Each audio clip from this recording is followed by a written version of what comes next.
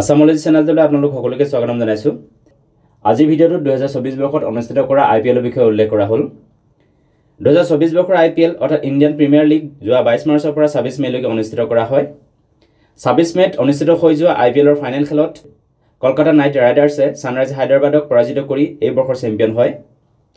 এইবাৰ আইপিএলত কোনে কি বঁটা লাভ কৰিলে? 2024 বৰ্ষৰ আইপিএলৰ চেম্পিয়নৰ খিতাপ লাভ কৰিছে কলকাতা নাইট ৰাইডাৰ্ছে।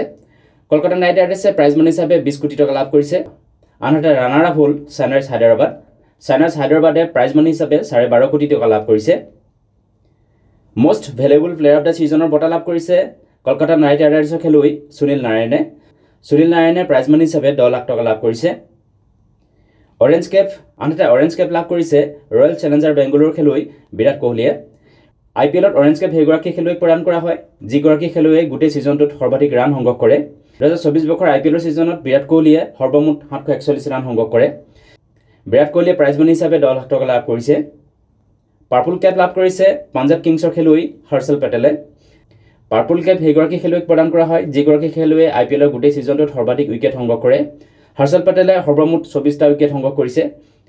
হৰ্ষল পেটেলে প্ৰাইজ মানি হিচাপে 10 লাখ টকা লাভ কৰিছে। Fair play team of the ছিজনৰ বঁটা লাভ কৰিছে ছানৰাইজ হায়দৰাবাদ দলটোৱে। প্ৰাইজ মানি হিচাপে লাভ কৰিছে 10 লাখ টকা। কেটছ অফ দ্য ছিজনৰ বঁটা লাভ কৰিছে ৰমনদীপ সিঙে।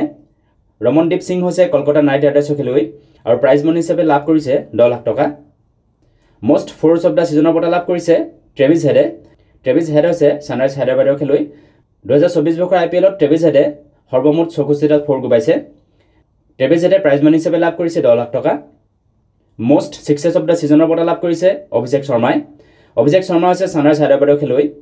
অভিষেক শৰ্মাই 2024 বৰ্ষৰ আইপিএলত সৰ্বমুঠ 42টা 6 কোবাইছে। অভিষেক শৰ্মাই প্ৰাইজ মানি হিচাপে 10 লাখ টকা লাভ কৰিছে।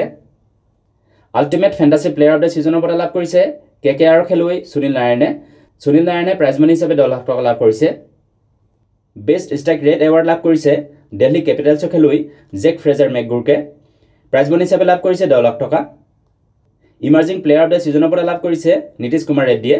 নীতিশ কুমাৰ ৰেড্ডী হৈছে ছানৰাইজ হায়দৰাবাদৰ খেলুৱৈ। প্ৰাইজ মানি হিচাপে লাভ কৰিছে 10 লাখ টকা। ভিডিঅ'টো চোৱাৰ বাবে ধন্যবাদ। যদি ভিডিঅ'টো ভাল লাগিলে লাইক কৰিবলৈ লগতে চেনেলটো ছাবস্ক্ৰাইব কৰিবলৈ অনুৰোধ জনালোঁ। ধন্যবাদ।